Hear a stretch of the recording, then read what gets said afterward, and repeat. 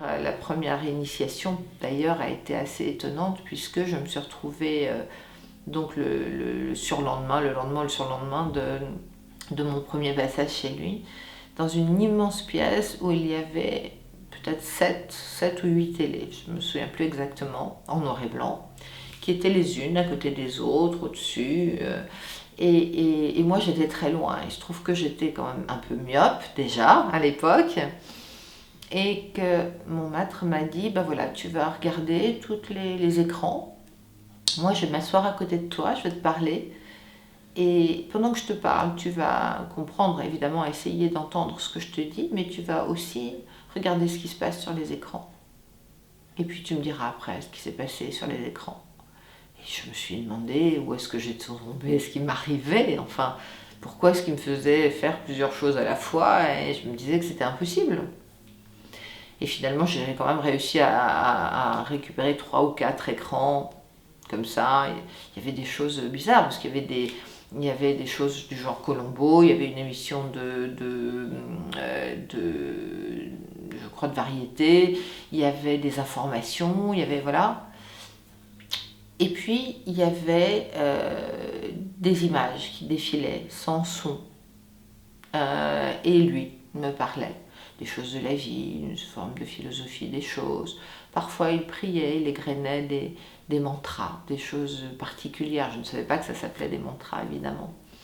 Et j'étais attentive, j'essayais d'être attentive à tout. Et c'était un travail assez difficile qui me perturbait, qui me saoulait. J'avais la sensation d'être saoul à un moment donné. Et avec tellement d'images, et puis il fallait que je me souvienne de tout, etc. En fait, il m'apprenait la pratique du doublon. La pratique du doublon, c'est quelque chose que j'utilise toujours en énergie.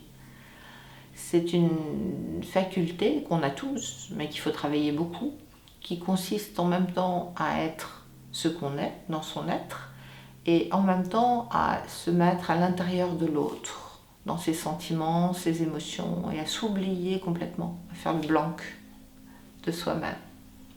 Et cette faculté, on l'a tous. La seule chose, c'est qu'il faut beaucoup de travail pour arriver à le faire. Après, c'est comme un switch.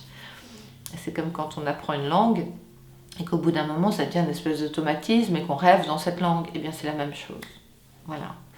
Et c'est ce qui me permet aujourd'hui de travailler beaucoup et de plus en plus profondément au niveau énergétique, car on ne cesse jamais d'apprendre ce genre de choses. Ça veut dire qu'on se remet toujours en question, on va toujours plus loin, et à chaque fois on découvre de nouvelles choses. Il avait une grande philosophie des choses, une philosophie très particulière, très dure sur les choses et les êtres. Il était assez dur, il était plutôt taoïste, je dirais, au niveau de la philosophie. Oui, plutôt taoïste au niveau de la philosophie. Il n'était pas empreint d'une religion. Il disait que dans chaque religion, dans chaque philosophie, il y a quelque chose à prendre et quelque chose à laisser. Et il disait qu'on se nourrissait chaque jour. On devait se nourrir chaque jour d'un peu de chaque chose. Et les choses qu'il a notamment essayé de retirer chez moi, c'était forcément les notions de culpabilité que j'avais, puisque ma sœur était morte et que moi j'étais là, qu'il y a eu énormément de souffrance dans ma famille, qui a explosé à ce moment-là, et que pendant des années, j'ai voulu la remplacer, forcément, ou en tout cas, me rendre utile pour justifier ma présence. Et voilà, et toutes les histoires justement de culpabilité judéo-chrétienne, etc., c'est ce qu'il s'est employé aussi à casser.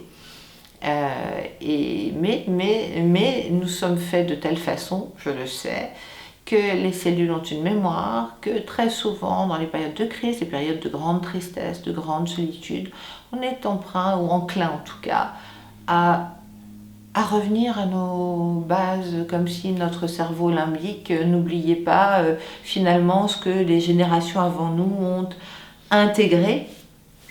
Et donc c'est pour ça que je fais toujours un certain travail pour ce genre de choses. On doit travailler toujours pour...